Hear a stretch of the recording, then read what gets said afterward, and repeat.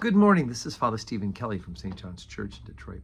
We're continuing our series of daily morning meditations where we generally look at one or another of the lessons that are assigned for morning or evening prayer, what is known as the Daily Office Lectionary. And today, let's take a look for Saturday at the lesson that's assigned from the book of Ecclesiasticus, not Ecclesiastes, that's in the Old Testament, but Ecclesiasticus, which is a part of what is known as the Apocrypha or the Deuterocanonical books. These are the books that are written between Old Testament time and New Testament times, for the most part. And so they're considered to be of authority by the Roman Catholic Church and the Orthodox Church, of course, who compiled the scriptures for our edification, and of course Anglicanism, the Worldwide Anglican Communion, of which the Episcopal Church is the American member, also accepted as a part of the scriptures. So we're on Ecclesiasticus chapter 2, beginning at the first verse. My son, if thou come to serve the Lord, prepare thy soul for temptation. Set thy heart aright, and constantly endure, and make not haste in time of trouble. Cleave unto him, and depart not away, that thou mayest be increased at thy last end. Whatsoever is brought upon thee, take cheerfully, and be patient when thou art changed to a low estate. For gold is tried in the fire, and acceptable men in the furnace of adversity. Believe in him, and he will help thee. Order thy way aright, and trust in him.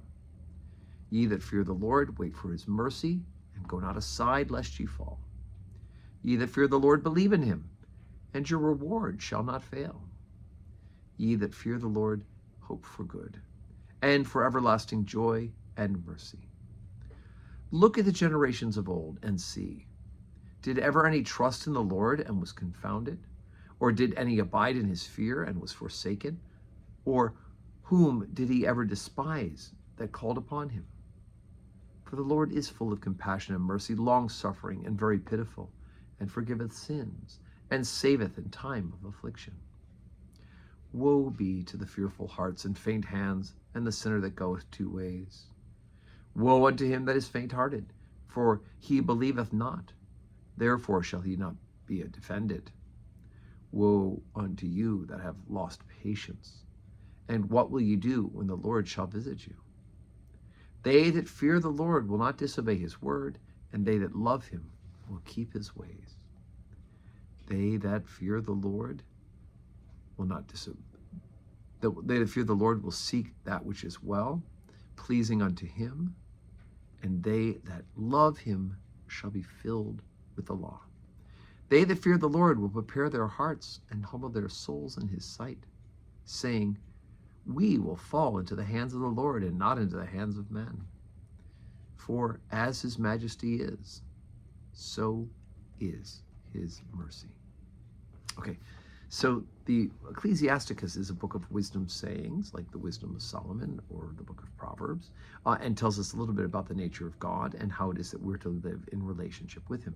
And of course, what's interesting is that this is a chapter that tells, well, last chapter talked about wisdom and talked about how God created wisdom, and it's a gift from God. Now, this second chapter, we're talking about the fact that if you're following God, you better be ready for temptation. That the more we try to be holy, the more we will find ourselves tempted. The harder we try, the more we will find ourselves at times up against adversity.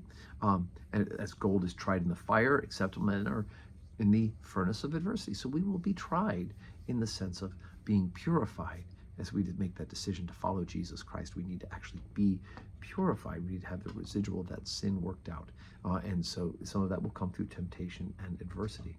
And yet, we're told to continue to fear the Lord and wait for mercy, to fear the Lord and believe in him, fear the Lord and hope for good, and then be careful not to be have a fearful heart or be faint-headed or lose patience. So all those things remind us to stay on the positive side of even when things are hard, even when we're temptation, to say, you know what, whether this is the Lord, if it is of him, I'm going to continue to be faithful and follow him, despite the temptations, despite the adversity, and despite all the things that want to draw me aside from the worship of Jesus Christ and the following of his ways.